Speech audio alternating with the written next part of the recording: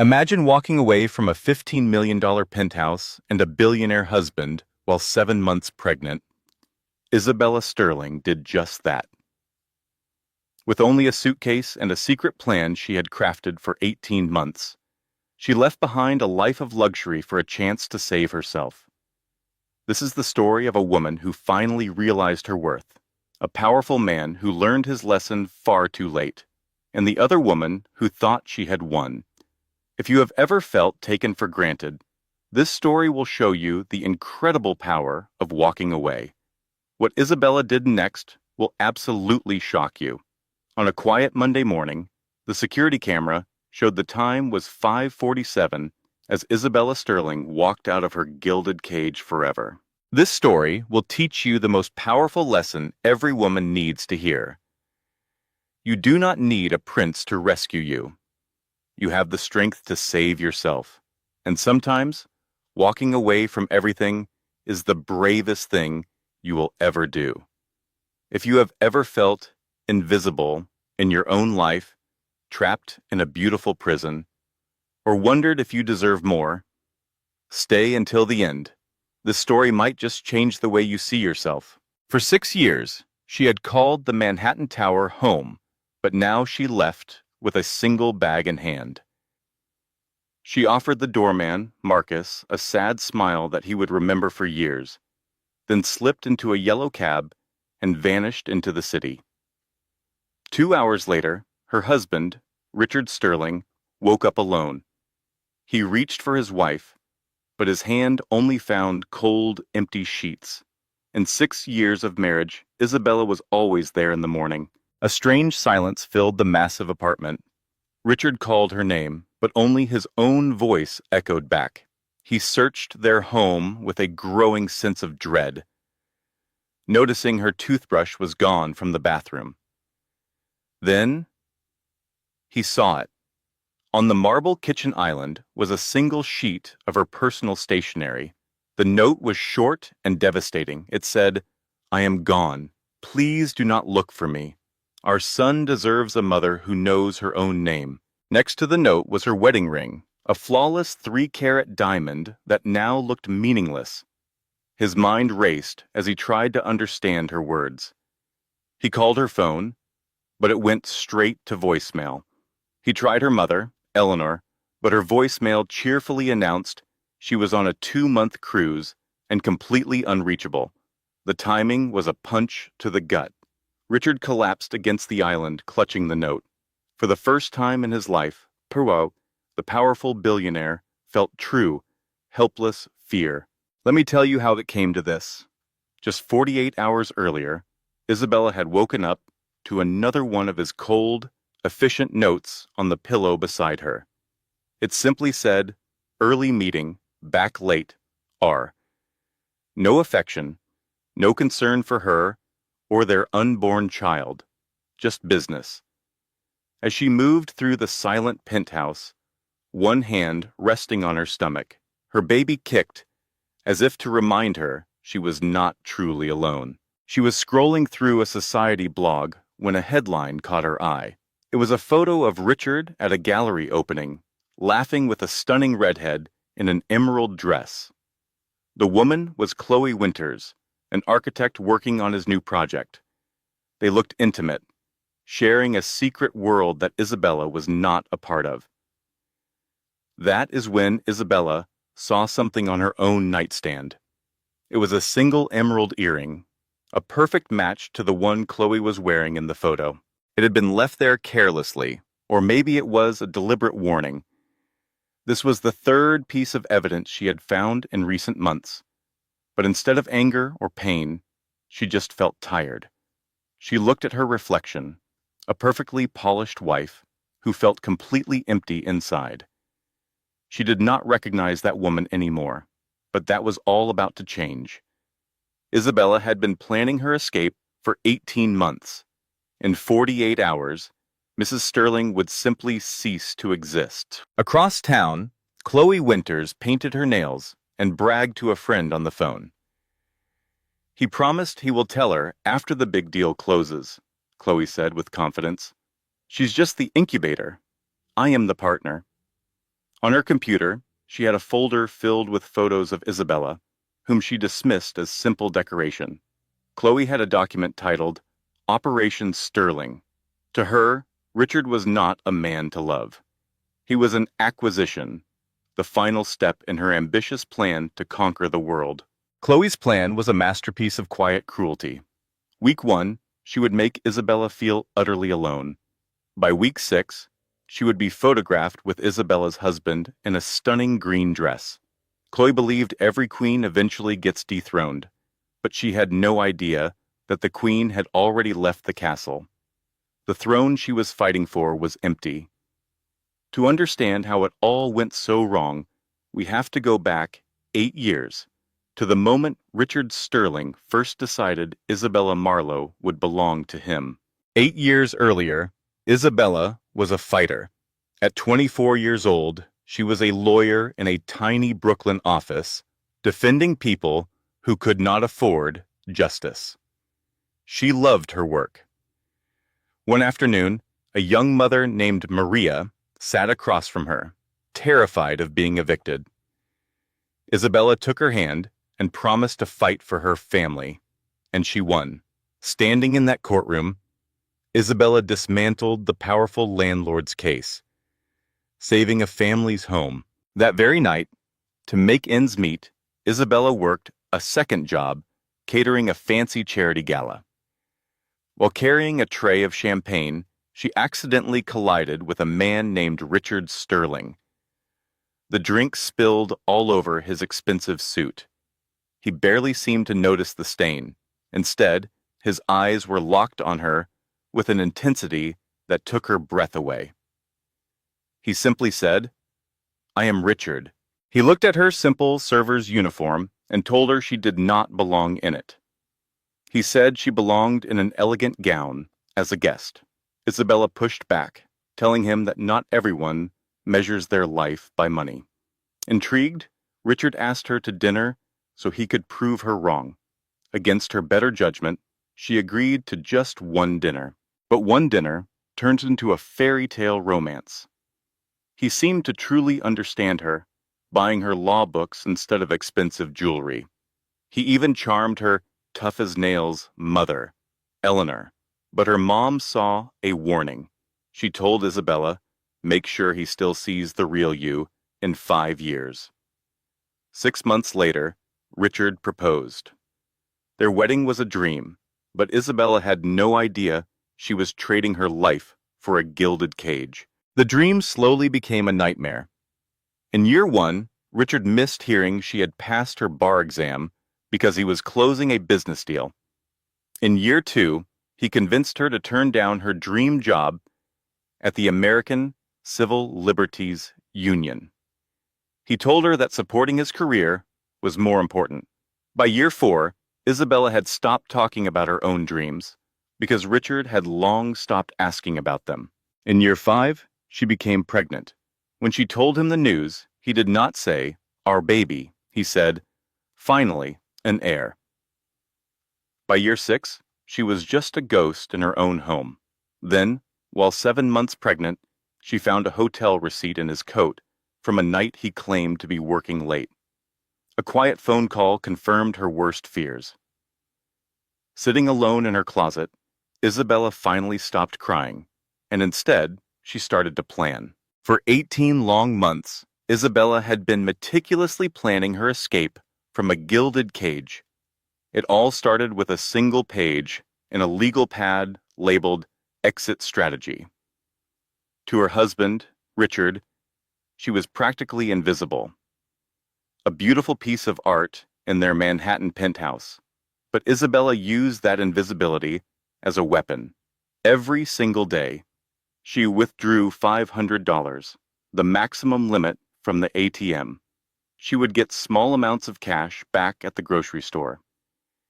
She hid the growing pile of money in places a man like Richard would never look. She even opened a secret bank account far away in Brooklyn. The woman at the bank seemed to understand completely. When Isabella requested the account be in her name only, the banker simply nodded and said, "I understand." Isabella was not just running away. She was being reborn as Anna Marlowe. Using a burner phone and skills she learned years ago, she secured a new identity. But then, a surprise changed everything. She was pregnant. When she told Richard, he didn't talk about their child. He talked about an heir. That single word confirmed her greatest fears. Her son would not be a person to him, but a possession. The escape plan became urgent. She packed one small suitcase with items from her old life before she became Mrs. Sterling. There was an old hoodie, photos from her ultrasound, and her mother's locket. She called her mom on the burner phone. "Mom, if I disappear, please do not look for me. I am safe." Her mother was quiet for a moment, then asked what was wrong. "Everything," Isabella said, "but I am fixing it." Her mother's final words were, "I am proud of you." 2 weeks before she planned to leave, Isabella sat alone at her final doctor's appointment. Richard was supposed to be there. Instead, he sent a text message just 15 minutes before. It said, "Cannot make it. Closing a big deal. You understand."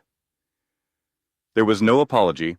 As the doctor showed Isabella the ultrasound, he asked, "Where's Dad?" "Working," she replied, the word feeling like poison. "Always working." When the doctor announced it was a healthy boy, Isabella touched the screen and whispered, "Hi, baby. I am your mom, and I promise you will know what real love feels like." That very night, Richard took his assistant, Chloe, to the same restaurant where he had proposed to Isabella. They celebrated the new business deal, their talk filled with plans that had no room for a wife and a new baby. "When are you telling her?" Chloe asked. Richard's smile was cold. "After the deal closes. The prenup is airtight. She will get nothing." He was so sure of himself, so certain she would just leave quietly. "And what if she does not?" Chloe challenged. Richard just smiled. "Then my lawyers will make her wish she had." They toasted to their new beginning, completely unaware that across town, Isabella was finalizing her own. Tomorrow she would make Richard one last dinner. She would look at him one final time, and then, before the sun came up, she would vanish. Unseen by Richard and Chloe at the restaurant, a board member named Robert Sinclair watched them. Robert had known Richard for years and had seen how Isabella's bright spirit had faded. He saw the way Richard was with Chloe and felt a deep sadness for his wife at home. He considered calling Isabella to warn her, but he knew she already understood her situation. He just hoped she had the strength to save herself. The final pieces were moving into place. In less than 48 hours, Isabella Sterling would be gone forever. At 10 o'clock on Saturday night, a 7 months pregnant Isabella stood in her kitchen. She was making coq au vin, Richard's favorite meal, the same dish she had made for him on their honeymoon in Paris. She had sent all the staff home for the night, needing to be alone for this final goodbye. The whole apartment smelled of wine and herbs, a bittersweet reminder of a happier time. Richard arrived home late, smelling of another woman's perfume. He walked right past her, his phone glued to his ear as he talked business with Chloe. Isabella placed his dinner on the table without a word. He barely glanced at her. She watched him eat, listening as he discussed contracts and deadlines. He was in a world where she had become nothing more than a ghost. He took a bite and looked up. "This is good," he said. Isabella replied, "It is coq au vin, from our Paris trip." Richard's face was blank. He had no memory of that special trip, of that meal, of the life they once shared. In that moment, she knew her decision was the right one. He had not just forgotten about her, he had deleted their entire history together. After he went to his study, she walked through the silent penthouse one last time, saying goodbye to the beautiful prison she had once called home. This beautiful prison was no place for her baby. Whispering a promise of a better life, Isabella grabbed her packed suitcase at 1 in the morning. Her hand shook as a phone buzzed, lighting up her husband Richard's face. It was a text from a woman named Chloe. Richard stirred and mumbled, "What are you doing?"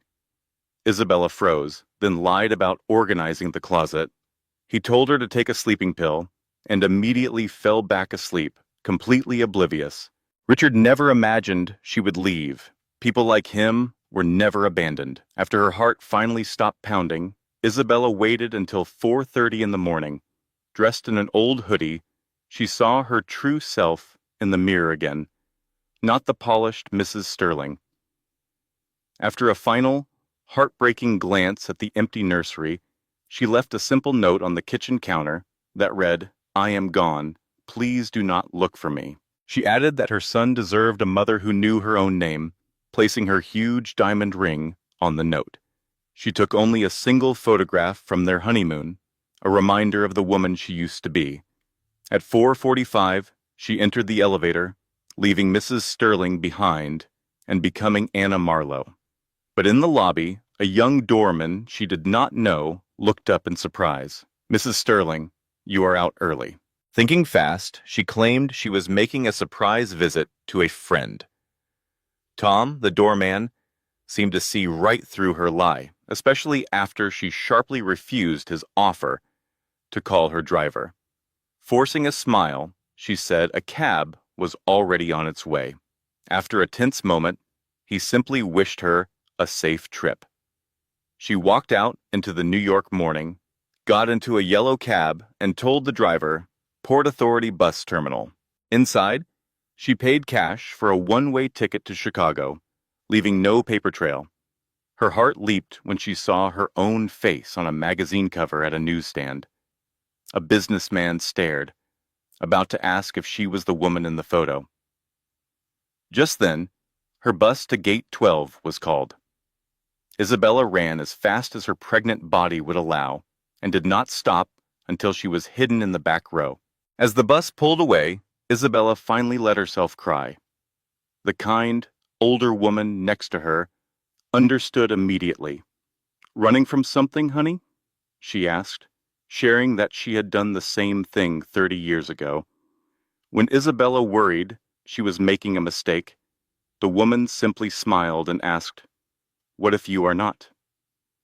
As the bus headed west, Anna Marlowe was born, and Richard Sterling slept on. Completely unaware, his perfect world had already ended. She thought about a future in her own name, maybe at a small bookstore in Oregon. As Anna Marlowe watched the sunrise of her new life, Richard Sterling's alarm went off at 7:52. He reached for his wife, a habit from 6 years of marriage, but only felt cold, empty sheets. Isabella had never once failed to be there when he woke. Her absence was the first sign that his perfectly ordered world had shattered. How does a woman vanish from a penthouse, leaving a powerful husband and a cryptic note? This is the story of Isabella, a woman who chose to reclaim her life instead of being a rich man's trophy. Her husband, Richard Sterling, woke up to an empty bed. He found her closet untouched, but her toothbrush was gone. On the kitchen island, a note lay next to her wedding ring. It said, "I am gone. Our son deserves a mother who knows her own name." The words made no sense to him. Where could she be? Her name was Sterling. He called her phone, but it went straight to voicemail. Her mother's phone did the same, announcing a 2-month cruise. This was all too perfect, too planned. The doorman confirmed she left at 5:30 that morning with a suitcase, claiming to visit a friend. The doorman's final word chilled Richard to the bone. She seemed calm. This wasn't a panicked escape. It was a calculated disappearance. Richard collapsed against the kitchen island, clutching the note. His mistress, Chloe, let herself in at 9, carrying coffee. She found him on the floor, a broken man. He handed her the note without a word. Chloe's eyes widened with a flicker of triumph before she masked it with concern. "Gone?" she asked, pretending to be shocked. "What does she mean, gone?" "She took our son and disappeared," Richard said, his voice empty. Chloe saw her chance. This was the moment she had been working towards. She put a hand on his arm and suggested that pregnancy hormones might have made Isabella unstable. "We should keep this quiet," Chloe urged. "If the press finds out, it could destroy her reputation." She was only protecting her own interests. But Richard, lost in his grief, agreed. But Isabella wasn't having a breakdown. She was executing a plan. Across town, an investigator was already looking at files she had prepared. These files detailed how Richard's company harassed and displaced poor families. Richard hired his own investigator, a former detective named Frank Harrison. Harrison quickly uncovered a secret bank account Isabella opened 18 months ago. She had saved over $182,000. The surprises kept coming. Harrison discovered she bought a bus ticket with cash, wearing a disguise. "Miss Sterling, this was planned like a military operation," he said. "She has been preparing to leave you for over a year." The words stunned Richard. While he was having an affair with Chloe, his wife was plotting her escape. "Find her," Richard demanded.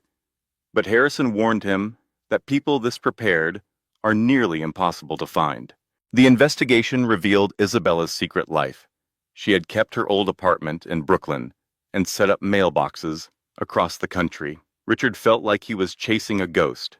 One night, while parked outside her old building, a homeless man approached his car. "I lost my wife," Richard confessed. The man replied, "Maybe she lost you first." Those words hit Richard hard. He finally saw how he had smothered her spirit, turning her into a silent, decorative object. On day 12, a lead sent Richard to a small town in Missouri.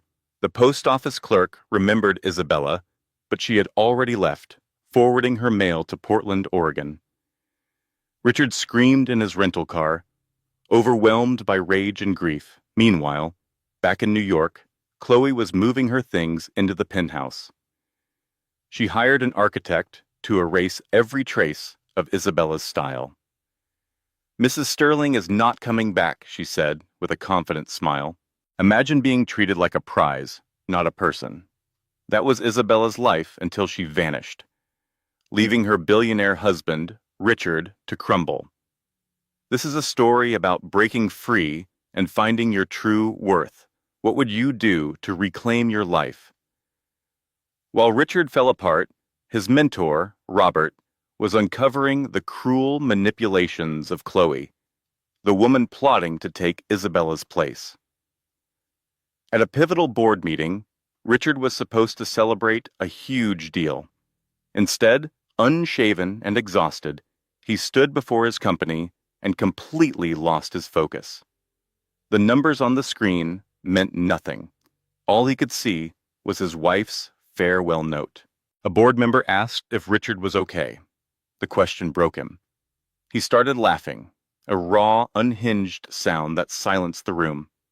He screamed that Isabella was gone, that he didn't know if his own son was even alive. He confessed he knew nothing. The powerful Richard Sterling, a titan of Manhattan real estate, staggered and grabbed the table for support. His empire meant nothing. He collapsed into his chair, sobbing like a lost child, consumed by guilt and fear for the woman he had driven away. He finally admitted he didn't even know if she was safe. The board members were horrified. This was a complete breakdown, not a victory celebration. Watching from the back, Chloe realized her mistake. The broken man sobbing in the chair was not the powerful partner she wanted. He was pathetic. Robert quickly adjourned the meeting. He told Richard a brutal truth, saying, "You never loved her. You only loved the idea of her." Richard was hospitalized for a severe psychiatric crisis. When Chloe visited, playing the role of the devoted partner, Richard finally saw her clearly. He saw someone who wanted his empire, not him, and he told her to get out. Her plans had turned to ash. 2,000 miles away in Oregon, a pregnant woman named Anna Marlowe stepped off a bus. She had very little money, but was finally free. She had escaped a life where she was just an accessory. Now she was focused on the new life she was building, one brave step at a time. Anna drove to the small coastal town of Astoria. The town was quiet and real, a world away from the glamour of Manhattan. But her relief turned to panic when every motel refused her cash. They all required a credit card and identification she didn't have. That night, she slept in the cramped back seat of an old car she bought for $800. Pregnant and alone, she cried quietly, promising her unborn son that she would figure things out. After 3 desperate days, Anna walked into a bookstore just to use the restroom. The shop was cozy, filled with the smell of old books. An older woman with sharp, kind eyes watched her from the counter. Her name was Margaret. Seeing Anna's distress, Margaret offered her a cup of tea. That simple act of kindness made Anna break down in tears. Margaret gently asked how long she had been sleeping in her car. Margaret then revealed she used to be a lawyer and said, "I know a woman on the run when I see one." Anna admitted she was not running from the law, but from someone who treated her like property. That was enough for Margaret. She offered Anna a small room above the bookstore in exchange for work. For the first time in 6 years, Anna had a space that was truly her own. She finally cried tears of relief and hope. Anna found safety in the routine of small-town life, though she tensed whenever anyone got too personal. The bookstore owner, Margaret, understood completely. She told Anna that small towns know when to mind their business, and it was clear Anna was not a threat. Still, nightmares of her old life in Manhattan haunted her sleep. One night, Margaret brought her tea, reassuring her that the feeling of being hunted would eventually fade. During a prenatal visit, Anna met Grace, another expectant mother with a warm Southern accent, who was just as direct and just as alone. Grace saw right through Anna's carefully constructed walls. She noticed the designer coat and the East Coast accent, recognizing a fellow woman on the run. For the first time in months, Anna felt seen, not as a possession, but as a person. They talked for hours, bonding over their shared fears and hopes of starting over. A month later, back at the bookstore, a pipe burst.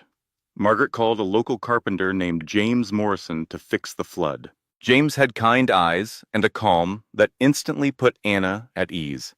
After fixing the sink, he insisted on helping her with heavy boxes, sensing her struggle.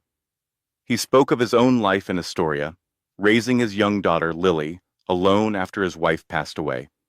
When he offered to build a handmade crib for her baby, free of charge, Anna was overwhelmed by his kindness.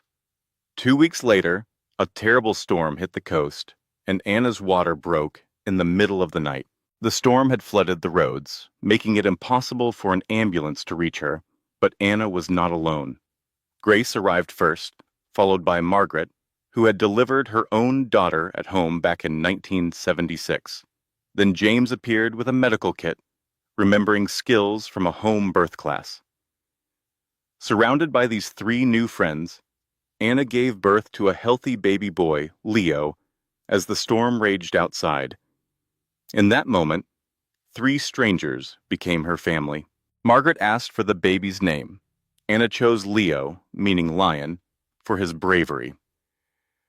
The following months were the happiest Anna had ever known. She worked with Leo, strapped to her chest, embraced by a town that offered support without asking questions. She and Grace raised their children together, their friendship growing deeper each day. James was always nearby, fixing things that were not broken, bringing food, and reading stories to Leo. One evening, James told her she was safe there and that he would wait for her, however long it took. On Leo's first birthday, the entire town celebrated with them on the beach. As Anna watched James with her son, her heart was finally full. That night, she sang Leo to sleep, and he said his first word, "Mum." She held him close, believing her new, peaceful life was permanent. But peace can be fragile. 1,800 miles away, an investigator hired by her husband, Richard Sterling, found a birth certificate that matched every detail. He immediately picked up the phone. At that same moment, Richard was in his therapist's office, finally confronting the cruelty that had driven his wife away. Sober for 16 months, he was slowly understanding how his ambition had destroyed his marriage. He told his therapist he had treated his wife like a piece of art he collected, never seeing the real person. Just then his phone rang. The investigator told him everything, the small town, the baby boy named Leo. The old Richard would have stormed in to take back what he considered his. But the man listening to that call was different. He knew now that true victory was not about possession, but about letting the person you love be free. Imagine being robbed of your child's first 18 months. That's the injustice Richard faced when he discovered his son was alive and well in Oregon. Ignoring his therapist's pleas, he flew across the country, a man on a mission to reclaim his family. But what he found shattered him. Outside a small-town bookstore, his ex-wife, Anna, pushed a stroller, laughing with another man. Then the little boy, who had Richard's own chin, pointed at the stranger and said a single soul-crushing word. "Da, da." His son called another man Dad. Richard's world crumbled. He watched them in the park, a perfect family, the kind he had failed to create. That night, 18 months of sobriety went down the drain along with his patience. He called his lawyer with a single command. "Get me full custody of my son." His lawyer warned it would be a brutal fight, but Richard didn't care. He had the money and the power, and he was ready for war. The next morning, Richard walked into the bookstore. Anna saw him, and the color vanished from her face. She sent their son, Leo, upstairs with her friend Margaret. The silence was thick with years of anger. "Hello, Isabella," he began. "Don't call me that," she shot back. "I came for my son, the one you stole." Anna's fury erupted. "I saved him," she cried. "You were never there. You missed every doctor's visit, every single moment, because you were with her. Don't you dare talk about what's fair," she warned. Richard was unmoved. He pulled out an envelope. "These are custody papers. I'm taking him back to New York." Anna's world tilted. "You have a fake name and a bookstore job," he said coldly. "I have a team of lawyers." "He has a father here," she pleaded, talking about James, "a man who tucks him in at night." "Not legally," Richard sneered. "He is my son, and I am taking him." Richard turned and left, leaving Anna to collapse in tears. The news hit their small town like a hurricane. The local paper painted Anna as a manipulative kidnapper who had lied to everyone. The community turned its back on her. Parents pulled their children from Leo's playgroup. Anna was ready to run again, but James stopped her. "He found you once," he said, taking her hands. "He will find you again. This time, you don't run.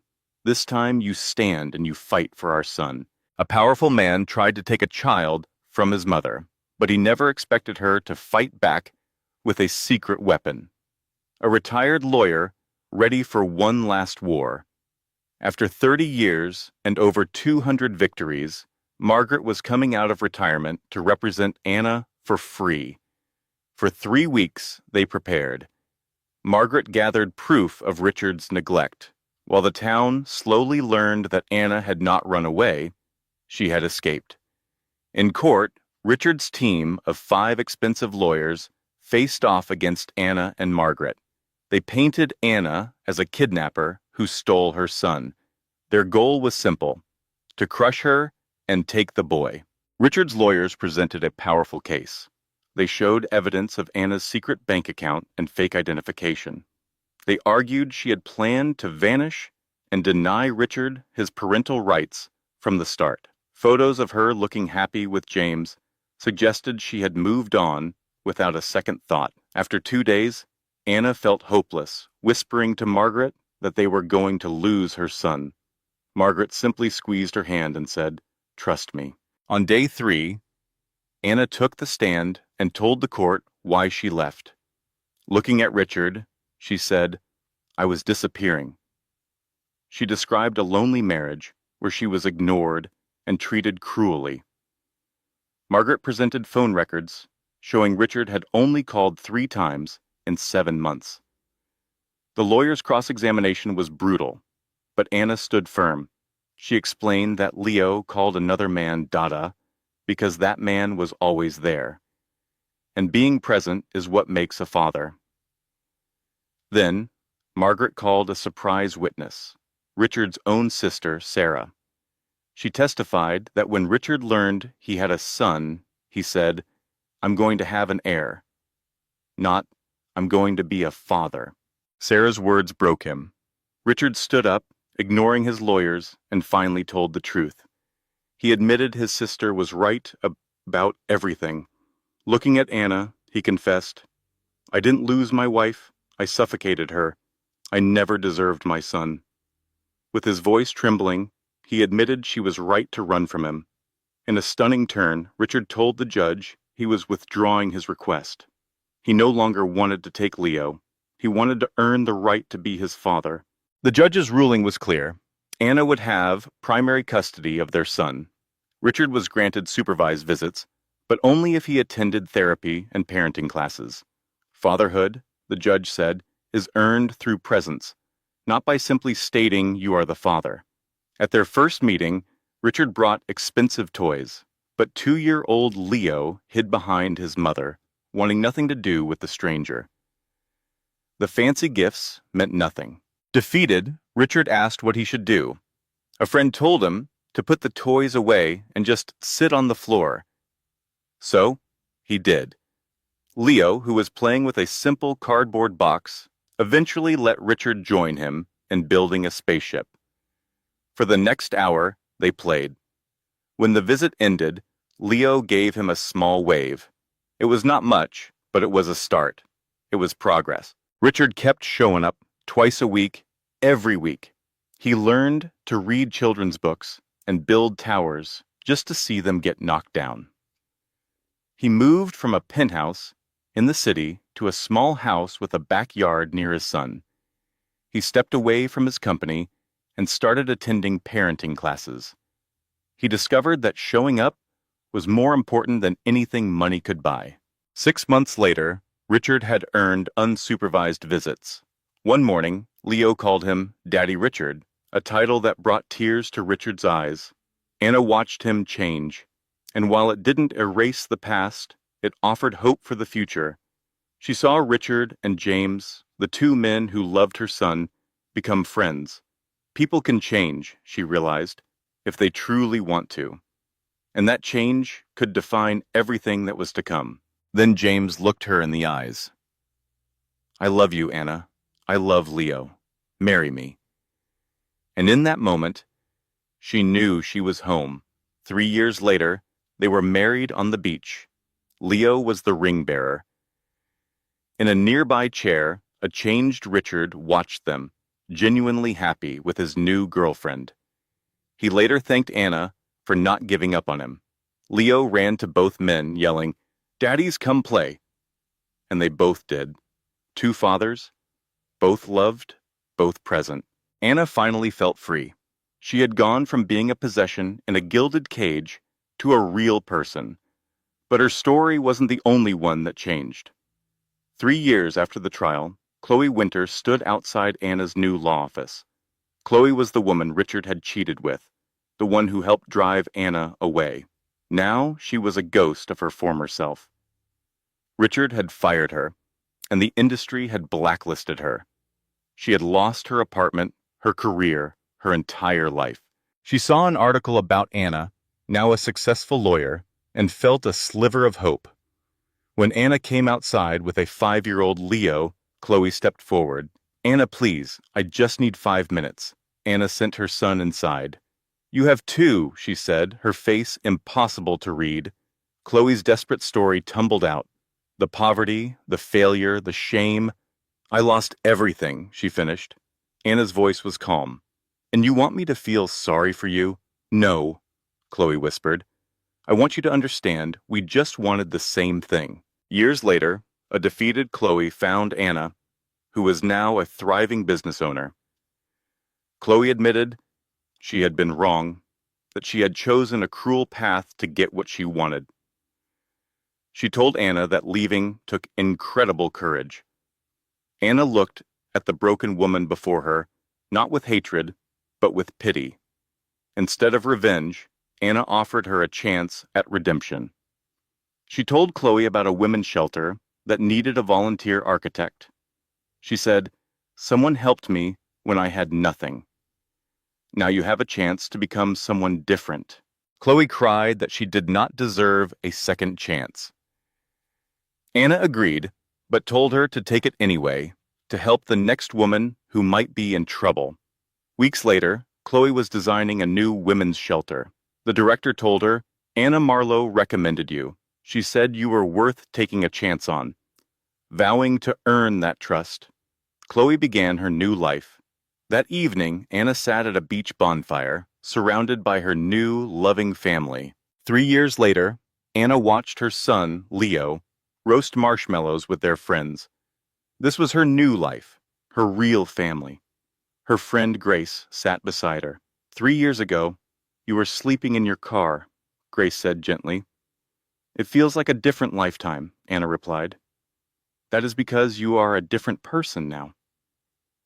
Anna smiled and shook her head. No, I am the same person I always was. I just found her again. Richard, who was also there, walked over. He had changed, too. He watched his son playing happily. He is a great kid, Richard said quietly. You did that. Anna looked at the joyful scene around her. Can I ask you something? Richard said. Do you ever regret leaving? Anna looked at her son, at her friends, at the life she had built. Not for 1 second, she said. I regret that I had to leave, but I do not regret the decision. Richard nodded, his eyes filled with sadness. I do, he said. I regret everything. Imagine being trapped in a life that looks perfect, but feels like a cage. That was Anna's reality. Now, she's the one helping others find the key. This is a story about how the deepest wounds can become our greatest strengths. So stick around to see how one brave woman turned her escape into a lifeline for others. At a beach bonfire, surrounded by a family she had built, Anna finally felt at home. Leo, her son, called out to his 2 dads, a testament to their blended and beautiful life. This peace was real, earned through hardship, unlike the hollow quiet of her former penthouse. Margaret, a dear friend, raised her mug in a silent toast, a tribute to women who saved themselves. Anna smiled, her heart full. She had chosen truth over comfort, and in doing so, had found herself. The next morning, in her own law office, Anna looked out at the very street where she once slept in her car. Her day was filled with helping people in situations she knew all too well. A young woman named Jessica walked in, her fear barely concealed behind a bruised eye and the toddler on her hip. In a hushed voice, she said, I need to disappear. I don't know how. Anna understood completely. She retrieved a framed piece of paper from a shelf. It was a simple note she had written 5 years earlier. I am gone. Please do not look for me. She showed it to Jessica. This was mine, Anna explained. It worked. For the next 2 hours, Anna laid out a detailed exit strategy for Jessica.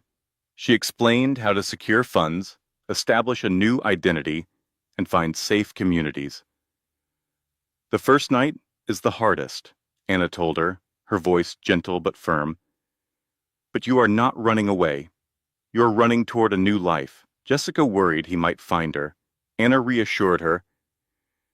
You save yourself, but you do not have to do it alone. You will have people to protect you. Anna then gave her a folder filled with resources and her personal phone number. "How much do I owe you?" Jessica asked, her eyes filled with gratitude. "Nothing," Anna replied. "Someone helped me for free. Now, I am just passing it on." Later that day, Anna watched her son Leo play soccer. Her chosen family filled the stands, cheering loudly when Leo accidentally scored a goal for the wrong team. Everyone, including Leo, erupted in laughter. In that moment, watching her son enjoy his wonderfully imperfect childhood, Anna knew her victory was complete. She wasn't just surviving, she was thriving, and she was helping others do the same. Have you ever felt trapped in a life that looked perfect but felt empty? This is the story of a woman who walked away from a gilded cage to find real freedom, and now she spends her life helping others do the same. After a game, Leo sat happily between his two fathers, trying to turn his one scoop of ice cream into a sundae, when both James and Richard sided with his mom. Anna, Leo sighed dramatically. As they walked, Richard turned to Anna. "I'm not just thanking you for forgiveness," he said. "I'm thanking you for showing me what true family looks like." He gestured toward their group, kids laughing, adults chatting. "You built this. I grew up with obligation, but you showed me what real wealth is." "You have thanked me by becoming a man Leo can be proud of," Anna replied softly. That night, she tucked Leo into bed in their cozy, simple home. "Tell me the story, Mama," he whispered, "the one about when you were brave." Anna smiled, stroking his hair. Once upon a time, a woman felt very small in a huge, beautiful castle. But when she learned a baby was coming, she found her courage. Before sunrise, she left that castle on a great adventure to find a place where they could both be free. "And she found Astoria," Leo finished sleepily. "She found our family. And Daddy Richard found us too, and learned how to be brave." "I am glad you were brave, Mama," Anna whispered. "Me too." Later her phone buzzed. It was a text from Jessica, a woman she had helped. "I did it. I left. I am scared, but I am free," Anna replied. "You will be okay. When you are ready, you will help the next woman. That is how we win." She remembered being Isabella Sterling, a trophy wife who was disappearing. Leaving felt like failure then, but now she knew it was the bravest thing she had ever done. Sometimes walking away is the only way to find yourself. Anna had left behind wealth and security, but she found everything that truly mattered: purpose, community, and unconditional love. The past was fixed, but the future was hers to write.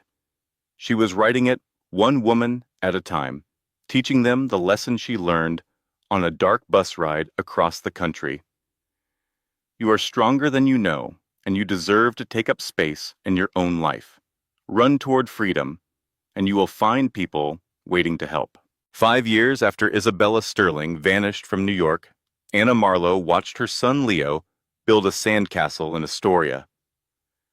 Her friend Margaret sat beside her, knitting. "Any regrets?" she asked. Anna watched Leo laugh as a wave washed his castle away, only to start rebuilding immediately. "Not a single one," Anna said. "That woman you helped, Jessica, she made it to Montana safely," Margaret shared. Over the last 5 years, Anna had helped 43 women disappear into new, safer lives. Her private journal held their first names, a record of their courage. Her law practice, which she privately called her mission, had grown. She was now married to James, a kind furniture maker, and they had a small wedding on the beach 2 years ago. Her mother, Eleanor, now visited often and had become close friends with Margaret, bonding over their shared stories of survival. "Lunch is ready," James said, kissing her head. "Your mom called. She is visiting for 2 weeks for Leo's birthday." Leo overheard and ran over, excited for his grandma's visit. That afternoon, Richard arrived to pick up Leo for the weekend. He had moved to Portland, and his new wife, Jennifer, was pregnant. In a moment that brought Anna to tears, They had asked Anna and James to be the baby's godparents. As her son drove off, happy and secure in the love of his sprawling, unconventional family, James wrapped his arm around her. "You okay?" he asked. Anna leaned into him, feeling a deep sense of peace. "Yes," she said, "just thinking how wonderfully different life is now." That evening, Anna spoke at Haven House, a women's shelter designed by a woman from her past, Chloe. The building was a refuge for women fleeing violent homes. Anna and Chloe were not friends, but they shared a purpose. Looking at the 20 women in the room, Anna began her story. She told them how 5 years ago she was just like them, terrified and unsure. Her marriage had become a prison, and her pregnancy gave her the courage to escape.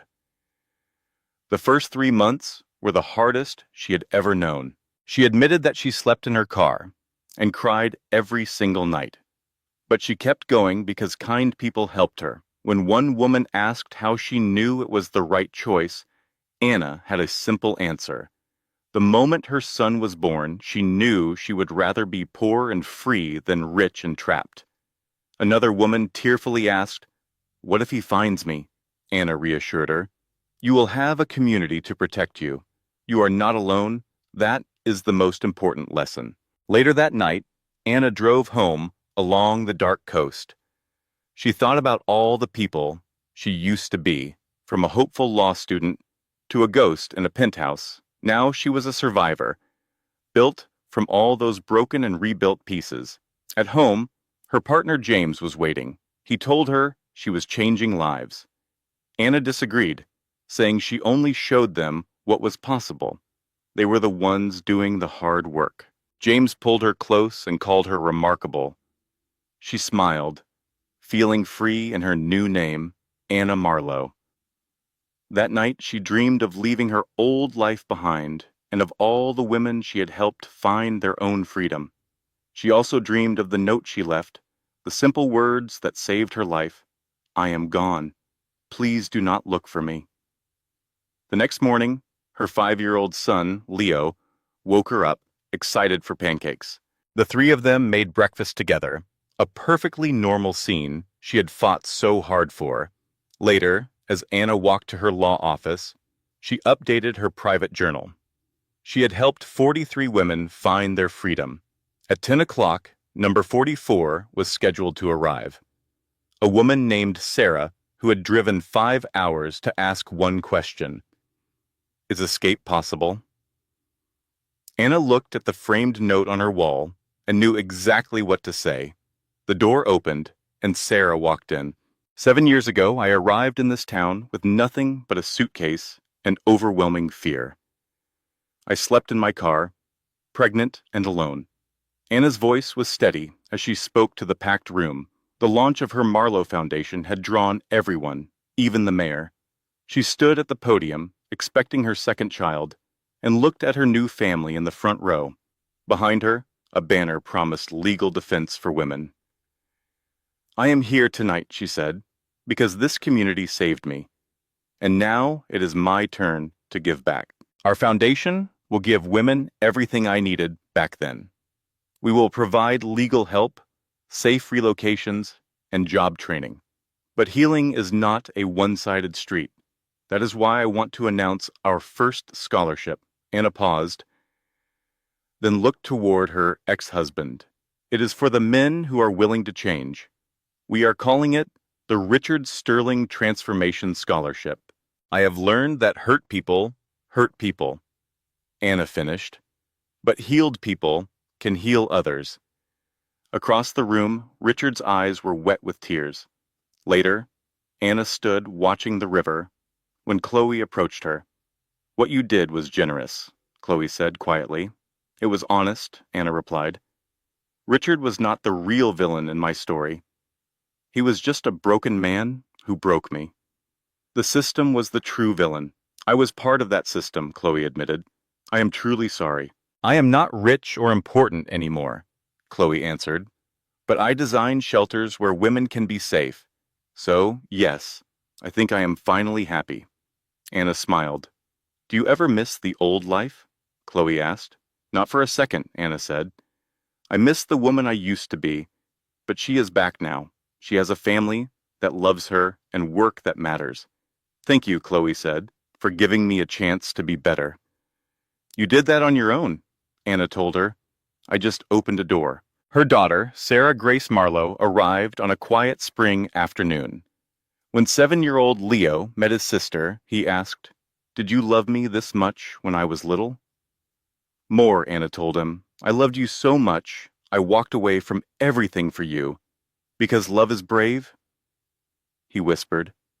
Yes, my love. Love is brave. Richard visited the next day. He brought a wooden cradle he had made. I missed all of this with Leo, he said quietly. I am just so grateful. You have let me earn my way back. He looked at the baby. You named her Sarah, after my sister? Richard asked in disbelief. Anna nodded. Your sister chose to tell the truth, and that took incredible courage. Our daughter deserved a name that means courage. Thank you, Richard whispered. Later that night, Anna held her daughter close. Your brother was born in a storm, she said softly, but you were born in peace. That is what happens when you are brave enough to save yourself. 5 years passed. A director wanted to make a documentary about her journey. That evening, she called Richard. They talked like old friends now, about their children and their lives. He wants to tell my story, she said. Will you be Isabella Sterling? He asked. Anna thought for a moment. I have not been that person in 12 years. I barely remember what she looked like. She looked sad, Richard said softly. Anna Marlowe does not look sad. No, Anna agreed. She looks free. 10 years ago, a billionaire's wife named Isabella Sterling disappeared, becoming a Manhattan urban legend. But the truth was far more powerful. That woman is now Anna Marlowe, and she runs the most successful women's advocacy firm on the West Coast. A documentary about her work, called The Women Who Walk Away, just won a major award, sparking a national conversation about the courage it takes to leave. After a private screening, her 14-year-old son, Leo, told her, You're really brave, Mom. Anna corrected him gently. I was terrified, but I did it anyway. That is all bravery is. Her young daughter, Sarah, then declared she would help women too, just like her mom. This is the story of how choosing to save yourself can end up saving hundreds of others. If you believe in the power of a fresh start, please share this story. Anna's new life created surprising ripples. Her foundation has now helped over 300 women find safety. The man she escaped, Richard Sterling, had his own transformation. He started a foundation for men's mental health and is now a present father to their children. Even the Mistress, Chloe Winters, found a new purpose. She became a renowned architect, designing women's shelters, and sends Anna a thank you card every year. The card thanks her for the destruction that led to her own reconstruction. Anna's support system is stronger than ever. Margaret, the bookstore owner who first helped her, wrote a best-selling memoir. Her best friend, Grace, runs the foundation's operations, and James, the quiet furniture maker, has built over 200 cradles, one for every baby born to a woman they helped. On the 10th anniversary of her escape, Anna stood alone on a beach, remembering the terror and hope of that first day. She recalled sleeping in her car, the kindness of strangers, and giving birth to Leo during a storm. Every difficult step had led her to this moment of peace. Then her phone buzzed. It was a text from an unknown number. The message read, I heard about your work. I am 7 months pregnant and I need to disappear. Can you show me how? Anna smiled and typed back, Yes. Come to my office tomorrow at 10. You are not alone. I promise. As the sun set, she watched the unstoppable waves. They were just like the women she helped, and like the courage it takes to walk away and save yourself. The trophy wife vanished a decade ago, but Anna Marlowe, and every woman brave enough to claim her own name, is still walking toward freedom. Remember this: your worth is not measured by the size of your house, the balance in your bank account, or the man standing beside you. Your worth is measured by the courage to know your own name and the strength to fight for the life you deserve. Isabella walked away with nothing but a suitcase and her unborn child. 10 years later, she has saved over 300 women. That is the ripple effect of one brave choice. If this story touched your heart, if it made you think about someone who needs to hear this message, please share it. Hit that like button, leave a comment telling me what part moved you the most, and subscribe so you never miss another story that reminds you of your own strength. And if you are out there right now, feeling trapped, feeling small, feeling like no one sees you, hear me. You are stronger than you know. You deserve to take up space in your own life. Your new chapter is waiting. This content was carefully researched, crafted, and edited by hand to bring you meaning and inspiration. Every story we tell is designed to remind you that you are never alone, and that courage lives inside you, waiting for the moment you choose to set it free.